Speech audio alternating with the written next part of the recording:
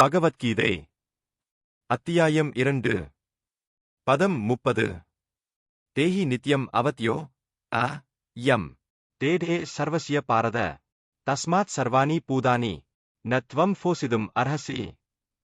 ஒரு பரத குலத் தோன்றலே, உடலில் உறைபவன் ஒருபோதும் அழிக்கப்பட முடியாதவன். எனவே எந்த உயிர்வாழிக்காகவும் நீ வருந்த வேண்டிய தேவையில்லை.